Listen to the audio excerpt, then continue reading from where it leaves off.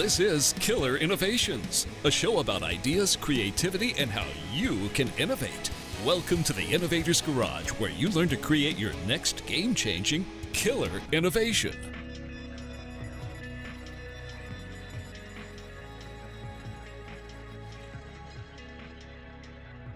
Well, welcome to Killer Innovations. I'm your host, Phil McKinney. We are here in the studio.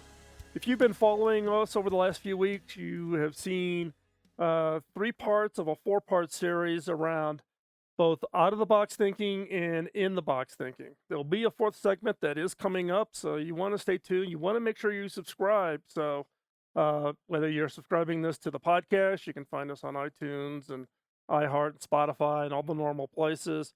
If you're watching the video, click the subscribe button and not miss any of the upcoming shows. I think you'll find those very beneficial. So with today, we have a guest in today's show, a guest that has been around in the industry for quite some time. In fact, before we started today's show, we were kind of comparing who we knew and histories and all that. It ends up that we were at 2 companies that worked very closely together, but we didn't overlap, which is kind of interesting, but we all know the same people. As the joke goes, there's no 6 degrees in today's world. We're down to about 3 degrees, going to 2.5 degrees here at a pretty quick pace. So with that, I don't want to hesitate anymore. I want to bring the guest on so we get this conversation kicked off. I think today's topic is one that you are going to clearly find very interesting, but also very beneficial as you think through how do you take your innovations and how do you take your ideas. It's not just the idea that turns you into a winning product or service. It's much more than just the fact that you got a great idea. So with that, let me bring in today's guest. Today's guest is Brad Chase. He's the author of Strategy First, How Business Wins Big. Brad, welcome to Killer Innovations.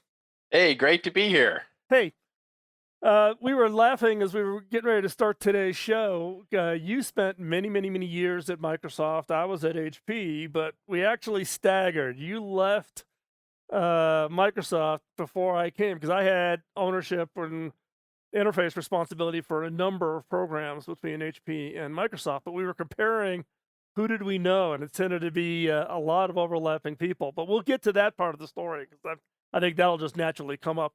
But give us a little bit of background around yourself. Introduce yourself to our listeners. All right, glad to do that, Phil. So I started at Microsoft in 1987 and worked on all sorts of products, from being the first marketing manager for Microsoft Office to leading the launch of Windows 95. Before that, I worked on MS-DOS, the last couple versions of that. I was involved in numerous internet initiatives and finally led MSN, turnaround of MSN in late 99 and 2000, early 2000. And After that, I did tons of consulting, board work, public speaking, and now my book. And it's interesting because you were there at Microsoft in the very, very very early days. Did you join Microsoft like right out of school, or how did you end up getting in the door so early at a company that basically defined the personal computing world? Well, that's a great story, actually. I'll tell it briefly. My stepfather used to go to Heathkit stores to build computers and TVs, stuff like that. A lot of people haven't heard of them. Heathkit stores were build-it-yourself electronic stores, basically. Out And of he Be- built this out of computer. out of Benton Harbor, Michigan. I've been to the headquarters at Heathkit when I was a kid, and if I dusted off, ran over to my closet here, I could probably pull some Heathkit stuff out. There you go. So you'd get a prize for that, Phil, I think. So my father built this computer, but he didn't know what to do with it. I mean, it was really old. It had a big, sort of central processing unit, a separate 8-sector hard disk drives, a keyboard, and so on. You actually pressed a numeric keypad to boot it up. So he bought that, and I was a sales rep at the time selling office products to stationery stores for Boise Cascade. And I said, I think this is going to be the next big thing, this personal computer thing. So I decided to go back to business school. I went to Northwestern, the Kellogg School of Business, which is a fantastic school. And I spent 1 year there on this special 1-year program that they have and still have, actually, And then afterwards, I interviewed with every tech company that I could, including HP, by the way. Uh, but my first choices were Apple and Microsoft, and I got a great job at Microsoft, and that's how sort of the story unfolded. Yeah, you talk about HP, right? A lot of people may not even know, but and actually, if you go back into the show archive, you'll hear this story. But Steve Wozniak worked at HP in the calculator division, and he Right. actually used the board production runs and parts. He stole parts out of the HP supply cabinet to build the prototype motherboard for an Apple One, and then tried to get HP to take it to market, and HP declined. So I actually had Wozniak's direct manager on the show tell the story, and at the end of that whole story, he goes, "Well, who knew?" HP passed on the Apple One, and the rest is history, right? So, It's amazing how many stories are like that, though. I mean, the story of how Microsoft got in the MS-DOS business, right. the story of how Steve Jobs actually got into, sort of the iPhone, doing the iPhone. There are really interesting, hilarious stories and surprising stories behind those. A couple of those stories I tell in the book, actually, Strategy First. Well, yeah, it is interesting, right? Because look, in the early days, I came to Silicon Valley. My first time out was 1984, and my one claim to fame is I wrote software that shipped in the 1984 Mac, so in the original Mac launch. So, and I wrote some software for for HP's Vectra, which was the very first PC that HP ever shipped back then. I wasn't working for HP then. But the world was really small, and who you know and who you met, everybody just, kind of moved around a little bit, but it was kind of the same sphere of, of people as I said in the opening, the 6 degrees of separation does not apply, particularly in the tech world.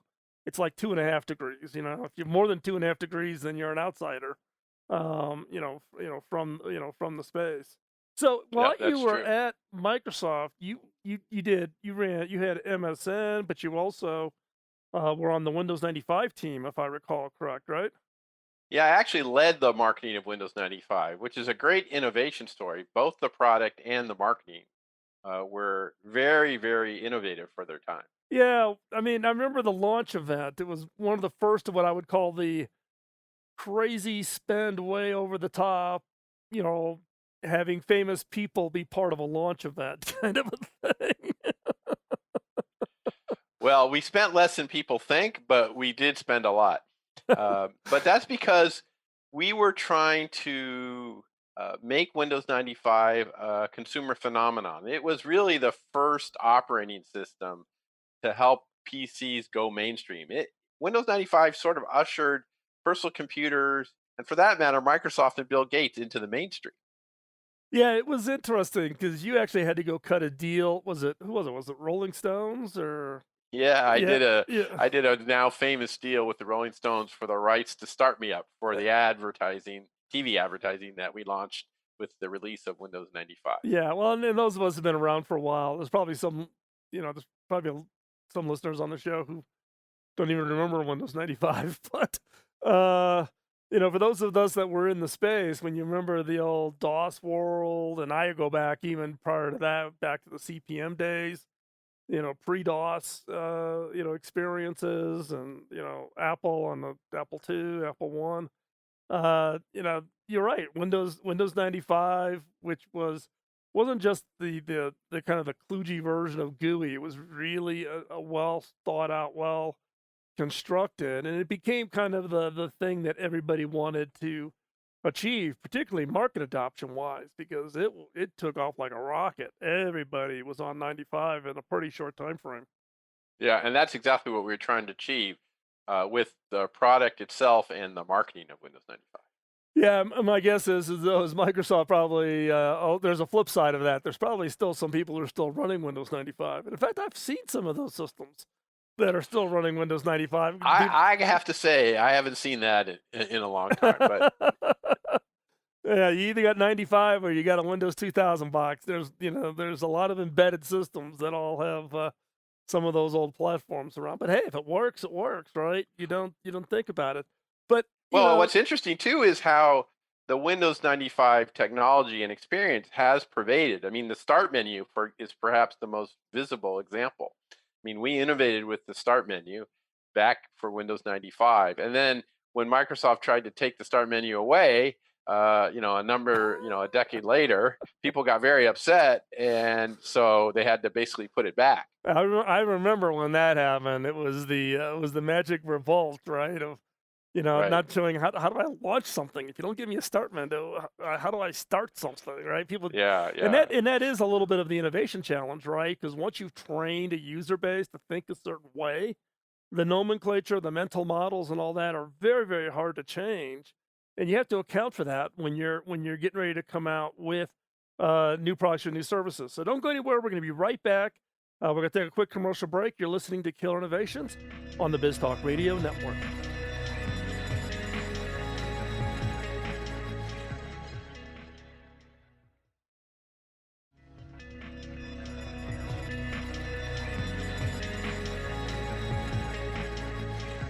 Well, welcome back to Killer Innovations. Let's continue our conversation with Brad Chase, talking about his experiences, but also I'm interested in hearing from Brad about his thoughts on what led up to his book. So, Brad, there's must be some background in your lessons learned over your career that led you to come up with this strategy philosophy, which we'll talk later in the show here about specifically about the book. But I'm interested in the backstory of your experiences that led to, I don't know, elevating strategy to almost a different level than just the typical way companies and organizations think about strategy. What's the background on this? So it all started when I went to Microsoft, basically. The central importance of strategy I learned from Bill Gates. And when I was entering Microsoft, I learned about how Microsoft had bet on the PC. Because remember, when Microsoft started, the personal computer was just a hobbyist tool at best. And Microsoft and Bill and his partner Paul Allen decided that they believed that there would be a PC on every desk and in every home running Microsoft software. And that was what they were shooting for. So right away, I learned the importance of making bets and how making bets was fundamental to your success. Bet on the wrong thing, you fail. Bet on the right thing, then you can have a chance to be successful. And in fact, what was really interesting is Microsoft, when I started, was being very successful with MS-DOS as an operating system on the PC. But Microsoft was doing very poorly on applications like word processing and spreadsheets. The leaders at the time were WordPerfect for word processing and Lotus 123 for spreadsheets. They dominated on MS-DOS PCs. And I saw that Microsoft was figuring out a strategy to win. And that strategy was we were going to bet on GUI. GUI is spelled GUI, and it stands for Graphical User Interface, something like what Windows has or what the Mac has. And Microsoft decided the only way they were going to take MS-DOS to the next level was to turn it into a graphical user interface, Windows. And the only way they were going to beat Lotus 123 on spreadsheets and WordPerfect on word processing was to change the platform, because people weren't going to switch to one of Microsoft's application products on MS-DOS because they already knew Lotus 123 and WordPerfect. But if they were switching to Windows anyway, and we had great Windows apps, maybe they would switch. And then I saw that come to fruition. Microsoft bet on Windows, a big, risky bet at the time, actually, and it was successful. And then Microsoft created Microsoft Excel, Microsoft Word for Windows, later added PowerPoint and other Windows applications.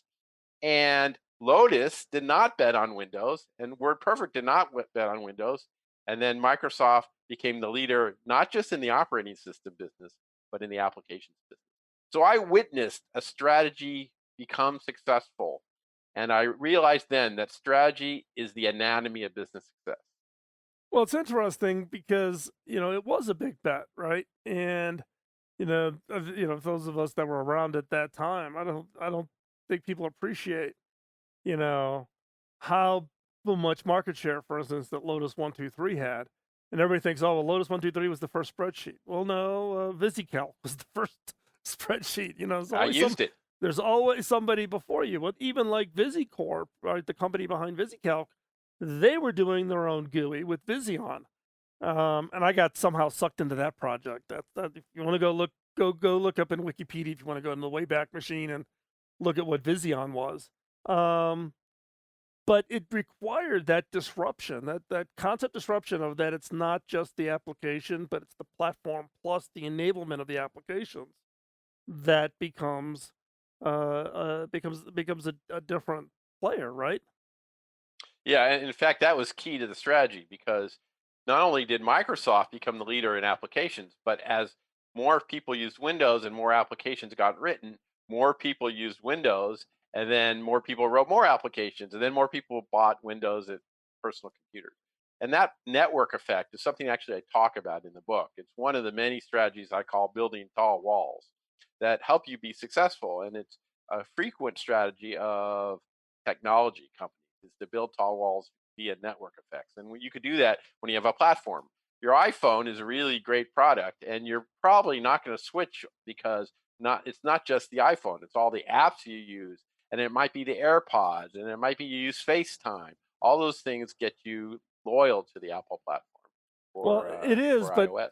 but what was different though is yeah, you could attract, but like in the case of Windows, it wasn't the walled garden, right? Anybody could sell an application. You could back then take your disk, stick your disks and load it and run it. It wasn't the situation. It's a little bit of a different model today, right? Because if you think about comparing the iPhone to the Windows model, the iPhone, you got to get it through the iOS App Store, right? In the case of that's right. And in fact, the difference is broader than that because Windows computers could be built by anybody. right, So it wasn't just the applications that were open to everyone, it was the whole ecosystem. Whereas the Apple ecosystem is a closed ecosystem, as you just mentioned. right, And so those are different types of strategies. what it does, and Apple's, it has an interesting side effect because of the cost of the platform, right? that's right. Well, one of When the I was at reasons HP, Windows, when I was at HP, I would always complain to Bill Gates and Ballmer every time I met with them. Is like, look, we're living on 3.5-4% operating profit, so don't be passing costs down to us as an OEM builder. When between you and Intel, you guys are walking away with 80% of the OP on the ecosystem, right? well, in fact, that was another brilliant part of Bill's strategy. He focused the company on software, not hardware, and it's a more profitable place to be. Oh, it is. It's incredibly more profitable. And if you got partners that you can get multiple hardware players out there, but you also think Microsoft was good about the hardware guys had a lot of room to innovate to bring value to their hardware platform versus somebody else's hardware platform. But That's right. it became the point with the it really does get driven, by the applications. Now, if I recall though correctly, even some of the early Windows apps from Microsoft came from acquisition, not just So at the time, Microsoft wasn't just saying we're going to build every application up from the ground up. We're also going to potentially acquire best of breed in some applications that Microsoft was not active in at the time, right? Microsoft bought PowerPoint, for example. Yeah, exactly. But most of the other key applications at the time we built ourselves. Isn't Visio? I thought Visio was also, but Visio was a later in life thing. But later in life, yeah. But Visio was another one that was an acquisition, right? So it never was as central to Office as word processing or spreadsheets or presentation software or database. Yep. And so on. Exactly. And the other piece though on the strategy side though is that I'm going to guess, given particularly since you've left Microsoft, that there's a number of companies and organizations that probably have not prioritized strategy as maybe they should or could, in fact. So we're going to pick that up as we come back into the next segment. Don't go anywhere. You're listening to Killer Innovations.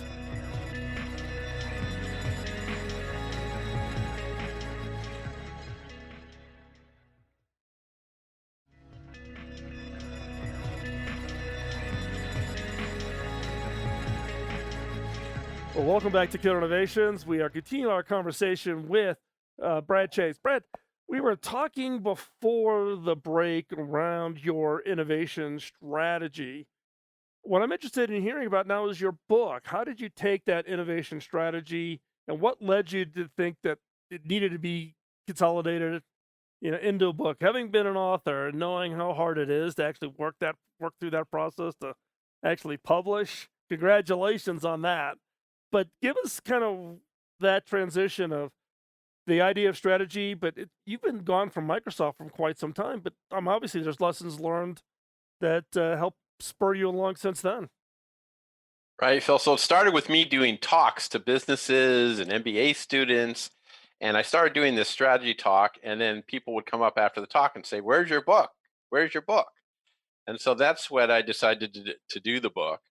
And I did a little research and found out there were no books that talked about strategy in sort of a non academic, non intellectual way that made strategy clear and easy for a wide range of business leaders and aspiring business leaders. And so that's why I wrote strategy first. And the goal of the book is to make it clear that A, strategy is the most important thing to the success of a business leader, building a successful strategy, and B, give you a model and some tips for how to actually build winning strategy. And you know, every organization, when you say the word strategy, you can get 1,000 different opinions and 1,000 different ways that organizations either think about strategy or don't think about strategy. A lot of organizations that I've coached or mentored CEOs on, I would say, almost has an accidental strategy. The strategy is kind of the momentum versus really having a plan or a vision. I'm sure you've seen a wide range of companies and they're thinking about strategy. Yeah, I've seen a wide range. I've seen lots of definitions of strategy, and I've seen perhaps even more companies where if you take the leadership team and ask them what the company strategy is, they all have a different answer. I define strategy very simply as your plan to compete. And your plan to compete has three key elements: execution, market potential, and customer value. And they matter relative to the competition. So And to help people remember that, I came up with what I call the strategy first model, which is E times MC squared, kind of a fun takeoff on Einstein's famous equation. And the E, it's mnemonic. The E is for execution, the M is for market potential, and the C is for customer value. so talk us through that. When you say customer value, what do you mean by that? Yeah, I mean the inherent value of our product or service to a customer, not per se the price, but the whole kit and caboodle. So your podcast talks about innovation. There's a real value relative to other podcasts about listening to what you do, Phil, and learning about how companies innovate to succeed.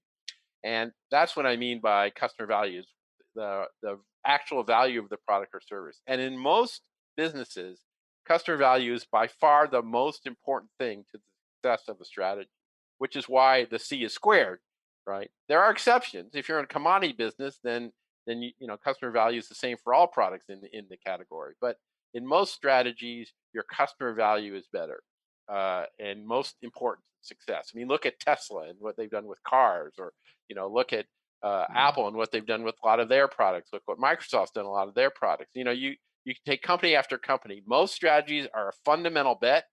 Tesla electric cars, Apple consumer devices, and so on and so forth. And that fundamental bet, uh, the key parts are customer value, market potential, and execution.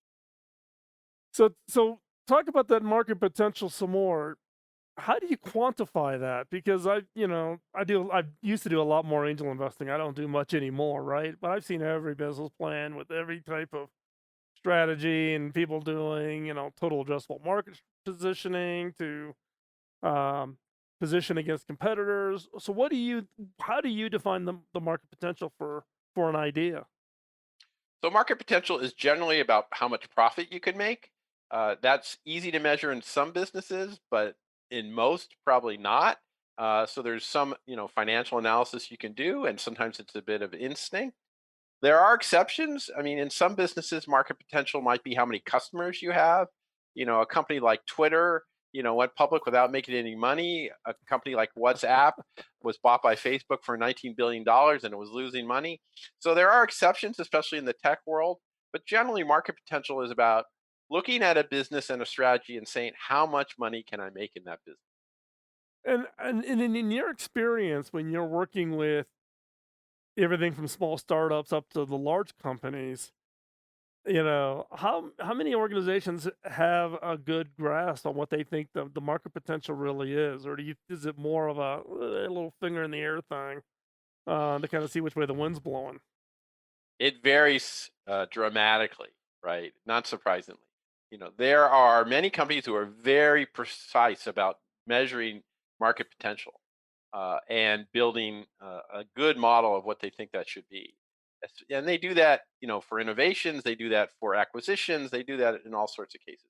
And there are other cases where people are just, guessing. They don't really know.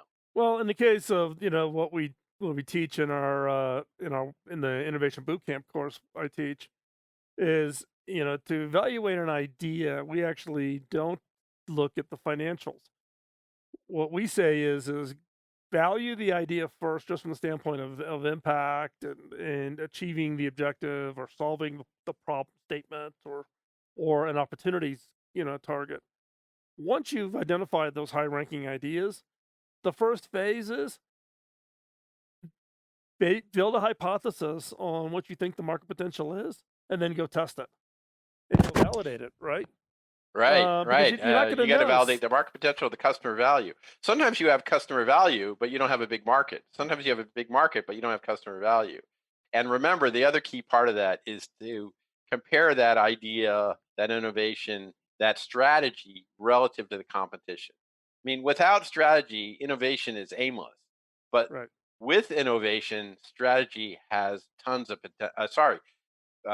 innovation has tons of potential. Right. And this gets into, I get a lot of emails from people saying, yeah, but I've got this really great idea. It should be a big win. I'm like, an idea by itself, the difference between a good idea and a great idea, there's a lot of things that are not in your direct control, but there are some things you can't put in your direct control that turns that idea into something that can be significant and have high impact. It's not just about the idea. And I think that's where some people in the innovation space kind of get themselves off into the weeds because they just focus on the idea and they don't think about the strategy. They don't think about the timing. Might be a great idea, but boy, the market timing just isn't quite right for it. Right. If you have bad market timing, it ends up to be a bad idea. Well, and we can point to a lot of those, right? We were laughing during the commercial break, right, about the iPhone, right? I've had so many people like, "Oh, Apple invented the smartphone." No, but did Apple get the timing right? You betcha. And a lot of things people don't understand is the iPhone was done for many years. The concept was ready to go, but they waited. They needed another round of Moore's law to get a better performance, so the screen touch worked better. They had to work with Corning to get better glass made. Patience in the innovation space can have big rewards. Getting that timing right is hard. Yeah, that's exactly right. I mean, I often bring up a company called Visria, which no one's ever heard of. Well, Visria had great technology to do a lot of what Instagram does today, but they were too early, Yep. and as a consequence, they ended up going under. And there's more to the story, but the short thing answer is that they had super technology and bad timing, and made a few sort of strategic errors. If they didn't make those errors and had good timing, they would have been Instagram before Instagram. Well, this brings up the interesting analogy that a lot of people in the tech world look at is, do you really want to be the first one out with a brand new idea, or is being second not a bad position, right? Look, Microsoft didn't invent the GUI. Apple did not invent the GUI. It came from Xerox PARC. Smartphone did not come from Apple. Lotus did not create spreadsheets. Google did not invent search, right? So you don't always have to be the first one out of the gate to achieve success. As we get ready to go into this next commercial break, Brad, one of the things I wanted to ask you was when we come back in the next segment, is for you to present, I don't know, one, two, maybe three suggestions that a listener today of this show could apply that could help them maybe change their thinking or thinking about their products or whatever it is they're trying to develop the strategy on. So when we come back from this break, I'm going to put Brad on the hot seat.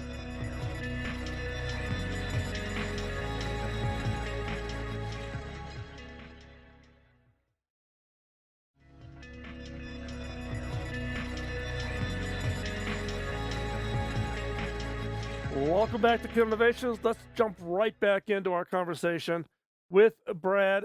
Brad, as we came out of the last segment, I put the challenge out for you to uh, give some, I don't know, pointers, I guess, or to think for our listeners to think about strategy, things that they could take advantage of immediately while they're waiting for your book to arrive, by the way. So, uh, but what would be some of those pointers you would give to a listener, or the philosophy, how they think, what could they take advantage of right away? So let me start by saying in the book Strategy First, I give 5 key tips to building winning strategies. Let me talk about a couple here. The first is seek change. That's one place innovation fits in, for example. Whenever there's change in a market, there's strategic opportunity. COVID is a dramatic tsunami change, for example, that's impacting things in a big way. So there's lots of change that have totally transformed industries. Think about the internet, just to pick one example. And that sea change has made some businesses fail and others dramatically succeed and completely change the business landscape. Another tip that I tell people is mind the gaps. And this is sort of what you and I were talking about before. Not everything is an innovation. Not everything is, you have to be first to be best. Minding the gaps is about looking at the key areas of a strategy, customer value and execution, and seeing where people are not doing well and seeing where you can fill those gaps. So, for example, Google wasn't the first search. Other people were doing search before Google. Google built a better search and mined the customer value gap. So, those are 2 key tips. And then the last thing I would tell people is do a strategy offsite. I have worksheets on my website that you can use if that will help you. And what you do is you basically first do an assessment of what your strategy is now and make sure all the leaders in the team agree on what your strategy is. And that, as we discussed earlier, isn't always the case. And then discuss where do you want to take your strategy and where do you want to go given the changes in the competitive environment and the external world around you. Well, the last one is an interesting one, right? Because I've attended a lot of strategy offsites, and it almost seems a little bit overly ambiguous, I guess, is the best way to describe it. What's the key to putting more structure behind that rather than just letting it be a bunch of flip charts and a bunch of post-it notes? Well, the first part is the assessment. So what I tell people is honestly look at your customer value and your execution relative to competition, and give yourself a number on a scale of say 5. That's what I use in the book. And with that number, you could actually even give yourself a score. My execution, I'm giving myself a 4. On customer value, I give myself a 3.5. And on market potential, I give the market a 4. Multiply that out and then compare that to the competition. And that gives you a good concrete way to say, this is how we're doing. It's not scientific, purely a gauge, but it gives you a place to start your discussion. Right. And with that score compared to the competition, then you could have the real discussions. How do I separate more from the competition? How do I give myself a greater disparity so that I'm in a better situation? Can I provide more customer value? Can I innovate? Can I come up with a new business model? Are there new products that I could come up with? And that's where you bring everyone together and make it very concrete. Well, and here's, we were talking before about, the fact that, if you go around and you ask 10 executives within an organization, what the organization's current strategy is, odds are you're going to get 10 different answers. Right. One of the benefits of doing this kind of an offsite is getting alignment, right? Talking it out amongst, so that when people leave the room, hope at least that you've got alignment on a strategy to go forward that can rally the troops then, right? That's right. I mean, it's just so strange that companies don't agree on on strategy, even though they think they do. And if not every leader agrees what the strategy is, then when you execute, you're executing based on different strategies, Right. and that will lead to failure. So it's really important you have alignment on strategy. And once you have alignment on what your bets are, what your strategy is, then you can go and say, okay, how are we going to execute? And that involves, many important things: knowing what your goals are, knowing what your strategy is, knowing what your priorities are and your principles, and aligning and communicating and tracking how you're doing. Well, and I'm a big believer of what I call the rule of locker room, right? So the executive in the locker room, everybody, can argue, disagree, present, offer counterpoints, present new ideas, whatever. But when you leave the locker room, the play's been called.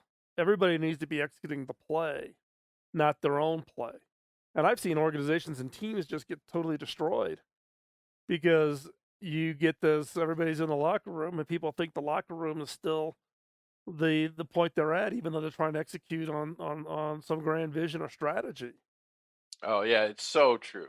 It's a great observation. I like the analogy as well. There's no team sport that's going to do well unless everybody's on the same page. And business is a team sport. Yeah, and then we talk about it all the time here on the show that innovation's a team sport. If you think you're going to be the lone inventor and you're going to knock it out of the park, good luck. Look, Bill Gates, had Paul Allen and Ballmer, right? You had Steve Jobs and Steve Wozniak, Bill Hewlett and David Packard, right? Even the icons that we hold up as just being the leaders out there, and I know Elon Musk pretty well, and he would even argue it's maybe he gets all the FaceTime, but it's a team activity. So hey Brad, as we wrap up, if people want more information, follow you, find the book, where's the best place they can locate it? So to get the book, it's available, of course, on Amazon and at Barnes and Noble and in your favorite independent bookstore. To follow me, I'm on LinkedIn. You can follow me there. My website is bradchase.net, and you can follow me in my blog posts there. Great, and we'll have all these links up on the Killer Innovations show notes, so just hop over to killerinnovations.com. Hey Brad, thanks for taking the time to join us today here on Killer Innovations. Absolutely my pleasure, Phil. It was fun. Great.